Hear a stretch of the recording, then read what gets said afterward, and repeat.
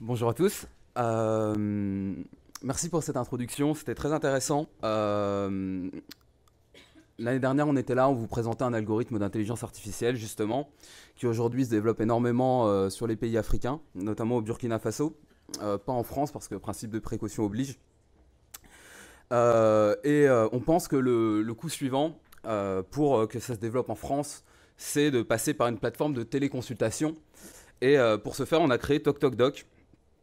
Euh, L'idée de départ pour un déploiement de TokTokDoc, c'est de partir du constat qu'on a une problématique de prise en charge en France, que ça soit au niveau des déserts médicaux, que ça soit au niveau des difficultés pour prendre un rendez-vous, trouver un médecin disponible, mais aussi dans les établissements de santé avec des personnes qui ont des difficultés à se déplacer parce que les spécialistes ne s'y déplacent plus.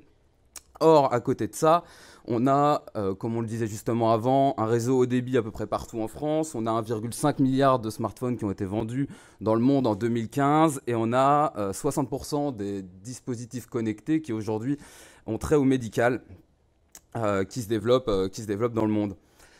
C'est pourquoi on a créé la plateforme TokTokDoc qu'on déploie aujourd'hui essentiellement dans le cadre de la législation française, donc dans les EHPAD et pour les patients en situation d'ALD, qui permet donc de mettre le patient face à son médecin en visio, qui permet de connecter les objets connectés de iHealth et Withings aujourd'hui, mais demain certainement d'autres.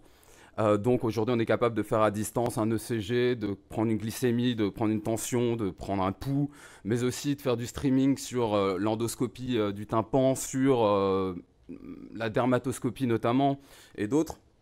Et afin d'être complet sur cette consultation, on a bien évidemment reproduit les conditions du cabinet médical, et donc on a la possibilité d'envoyer de transmettre bilan, radio, ordonnance directement interfacé avec le dossier médical personnel dont on parlait juste avant. Voilà. Pour introduire rapidement ce qu'on fait, je vous propose une petite vidéo.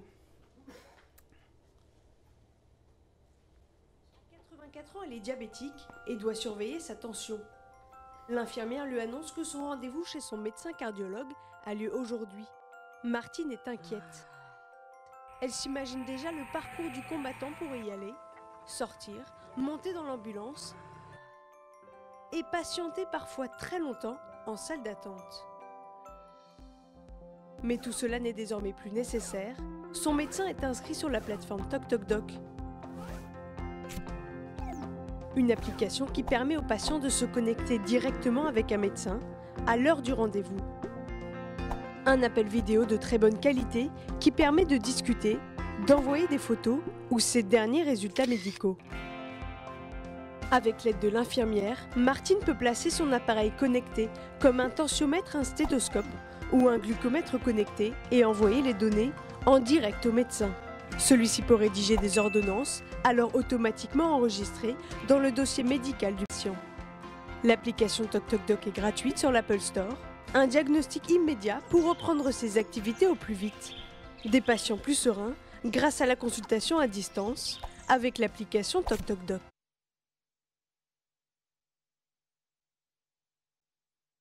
On est sur le marché des EHPAD, donc c'est pas très sexy. On a le coup d'après qui sera certainement sur la médecine libérale. On va attendre que les remboursements arrivent à ce niveau-là. Ce qui est intéressant, c'est de voir que aujourd'hui, on a 1% des patients, par exemple en EHPAD, qui ont été pris en charge du point de vue ORL l'année passée. Lorsqu'on sait que ce sont les patients qui sont les plus sujets à des troubles auditifs, c'est quand même cocasse.